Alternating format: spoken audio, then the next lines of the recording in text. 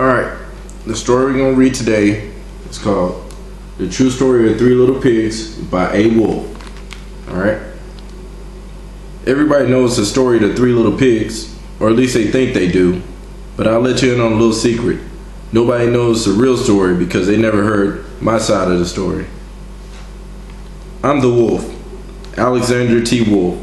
You can call me Al. I don't know how this whole big bad wolf thing got started, but it's all wrong. Maybe it's because of our diet. Hey, it's not my fault wolves eat cute little animals like bunnies and sheep and pigs. That's just the way we are. If cheeseburgers were cute, folks would probably think that we were big and bad too.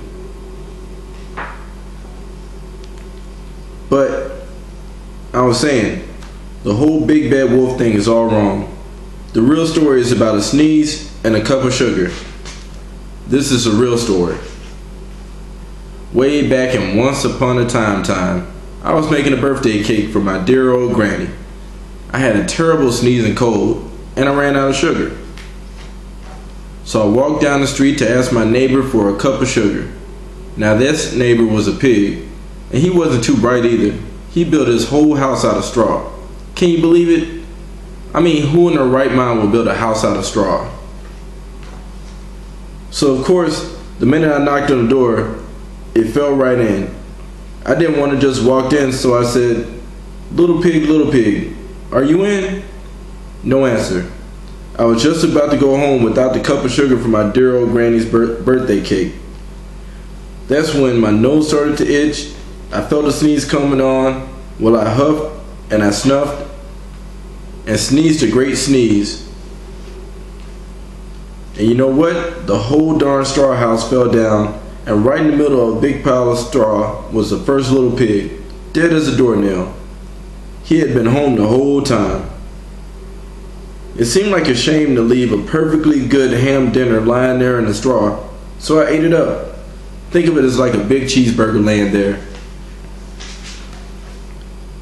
I was feeling a little better, but I still didn't have a cup of sugar, so I went to the next neighbor's house. This neighbor was the first little pig's brother. He was much smarter, but not much. He built his house out of sticks. I rang the doorbell on the stick house. Nobody answered. I called, Mr. Pig, are you in?" He yelled back, "Go away, wolf. You can't come in. I'm shaving the hairs on my chinny chin. I grabbed the doorknob when I felt another sneeze coming on. I huffed and I snuffed and I tried to cover my mouth, but I sneezed a great sneeze. And you're not gonna believe it, but this guy's whole house fell down just like his brother's. When the dust cleared, there was a second little pig, dead as a doornail. Wolf's honor. Now you know food will spoil if you just leave it out in the open. So I did the only thing there was to do. I had dinner again. Think of it as a second helping. I was getting awfully full, but my cold was feeling a little better. And I still didn't have that cup of sugar for my dear old granny's birthday cake. So I went to the next house.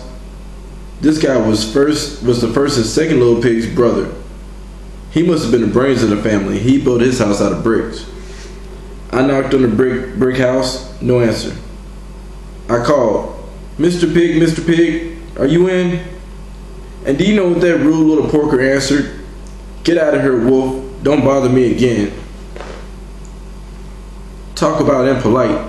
He probably had a whole sack full of sugar and wouldn't give me even one little cup for my dear old granny's birthday cake. What a pig. I was just about to go home and maybe have a nice make her a nice birthday card instead of a cake, when I felt my cold coming on. I huffed and I snuffed and I sneezed once again.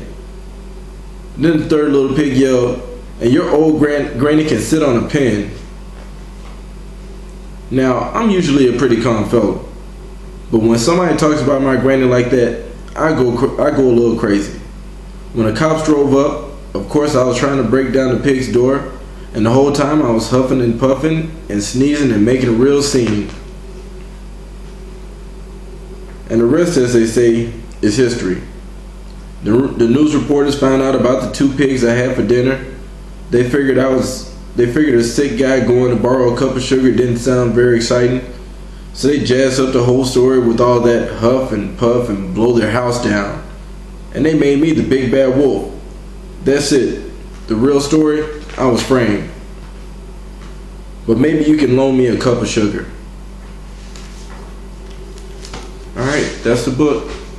I hope y'all liked it. Love you. Good night.